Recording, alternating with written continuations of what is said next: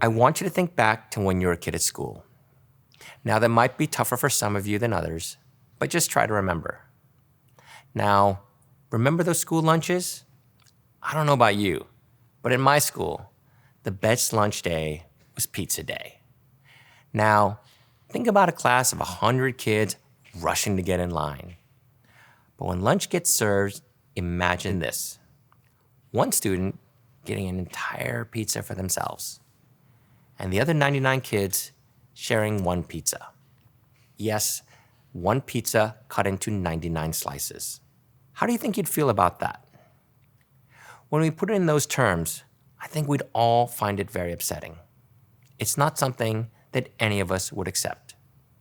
But we accept these circumstances every day because just like the kids in that class, true economic and financial opportunity is open to only a select few, and it excludes the vast majority.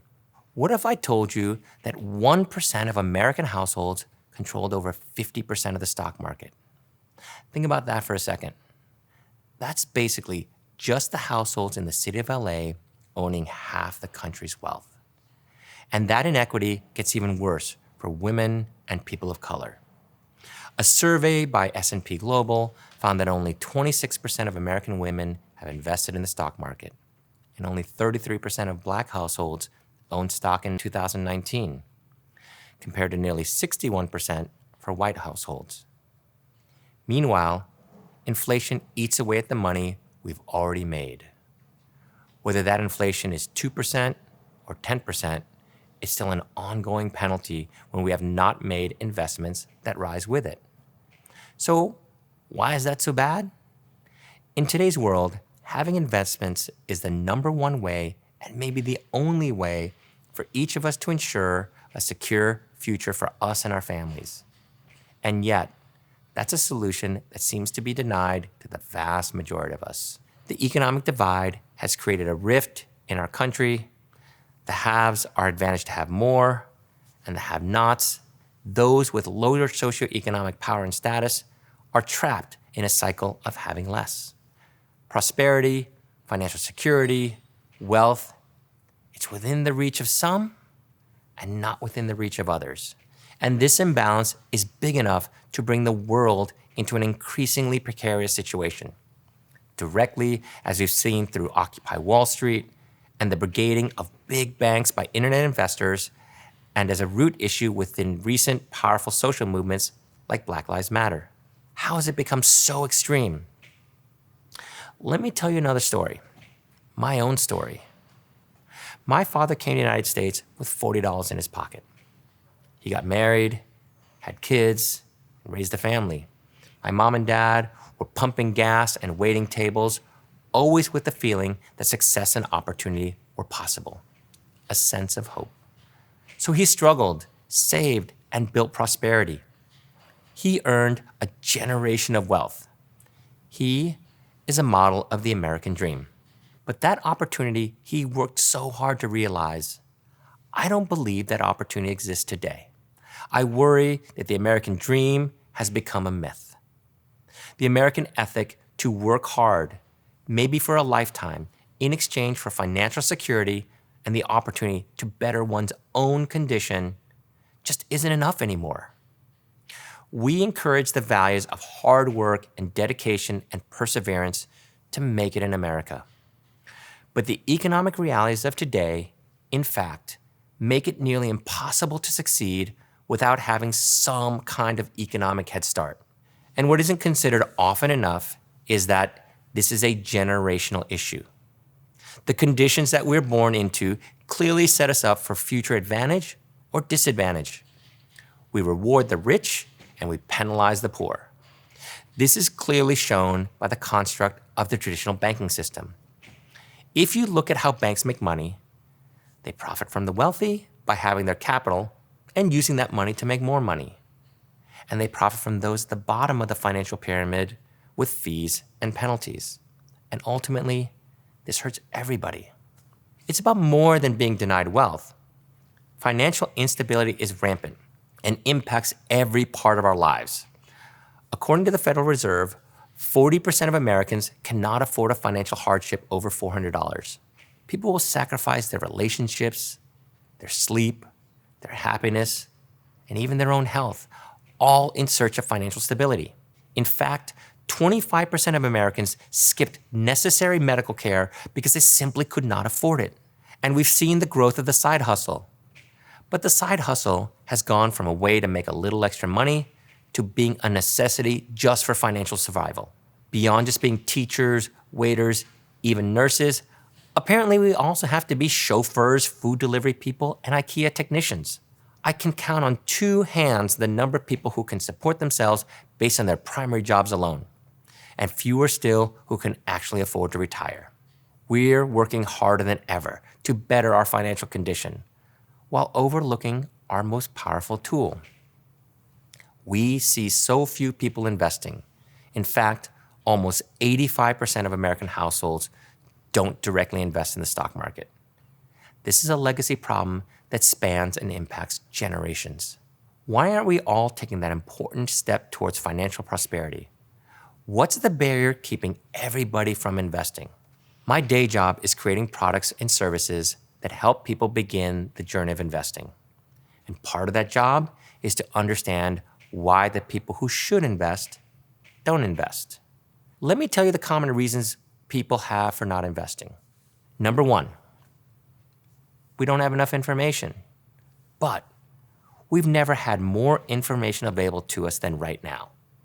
Pretty much the entirety of financial history and real-time information is available to us in our pockets. And yet, we feel like we don't know enough even to begin. Number two, we feel like we don't have enough time. But the average adult watches over 4 hours of TV a day, and this is pre-pandemic TV watching. And don't even get me started on Facebook, Instagram, TikTok, Fortnite.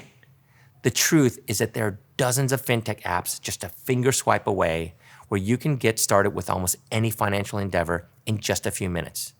Yet, we don't. Number three, we feel like we don't have enough money. This might be the biggest concern we hear about from new investors. And that's the hardest to overcome. And much of it stems from the misunderstanding of the fundamental difference between having money and building wealth. It can seem like the same thing, but that's hardly the case. Let me give you a couple examples. According to the National Endowment for Financial Education, about 70% of lottery winners will go bankrupt. And according to Sports Illustrated, 78% of NFL players will go bankrupt. And the same holds true for 60% of NBA players. And just so you know that it isn't just an American problem, 60% of English Premier League players will also go bankrupt.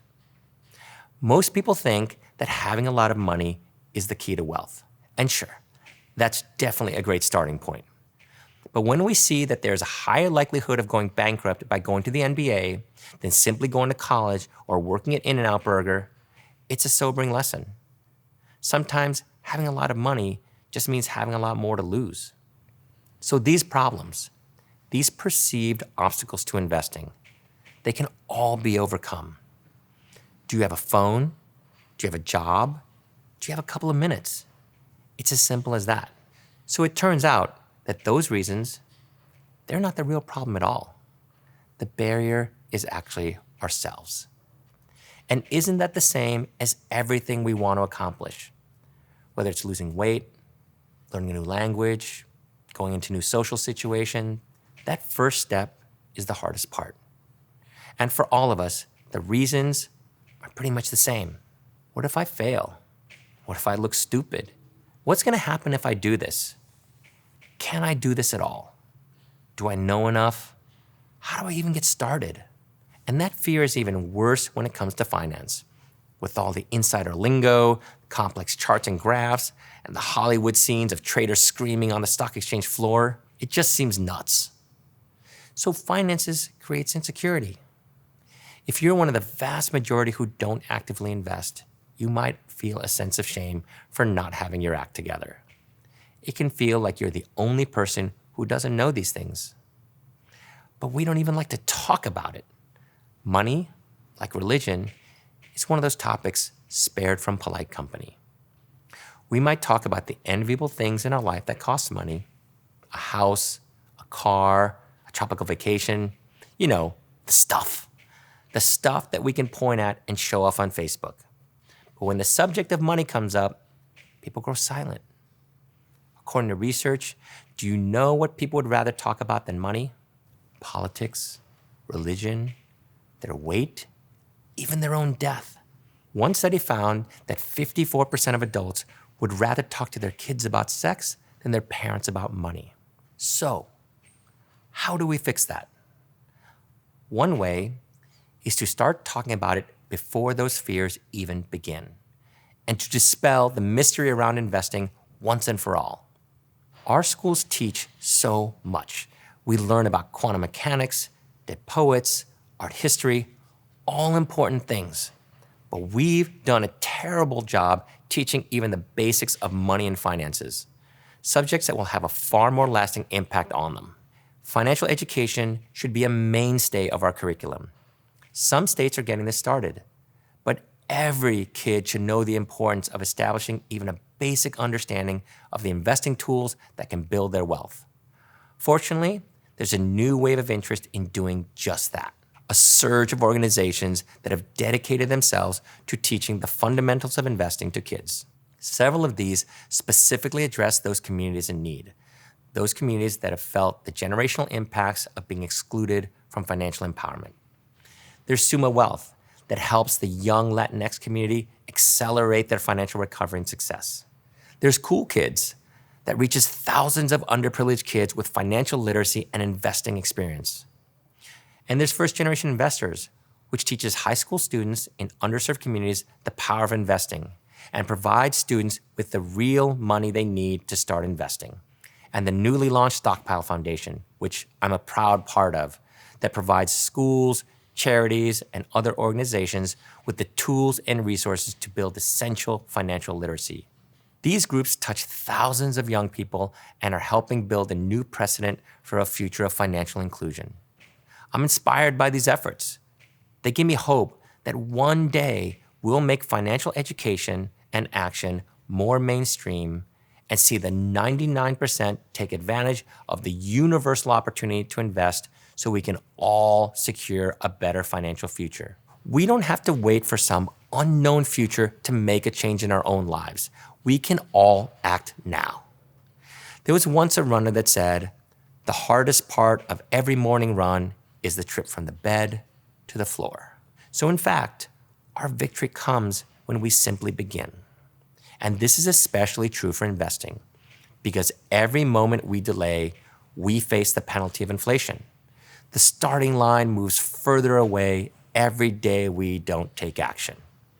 For example, if you invest $1 a day from birth until you were 18 and never invested another penny, you would potentially retire with over $400,000. Now, if you invested $1 a day starting at 30, you would have around $40,000. But what's important isn't to regret the lost opportunity. Because even though the best time to start investing was 20 years ago, the second best time to start investing is today. Starting. It's a simple action that will benefit not just the next 6 minutes or 60 minutes, but the next 6 years or 60 years. So what can you do right now? How could you start? You can start by making a commitment. Simply take out $1 and write on that dollar, invest. Make that dollar be your beginning. Make the commitment right now and go choose an investing app, any investing app, and commit that dollar into your investing account. You will now be an investor with all the excitement, pride, and privileges of owning part of a company. Whether rich or poor, privileged or disadvantaged, we all have the choice to start. An elite class has taken ownership of the vast majority of investing opportunity. But now we, the people, can lay our own claim. And when you do, or if you already have, make sure to help others begin. Your family, your friends, your community. Bring a positive impact to the lives of those around you and change their futures for the better. Thank you.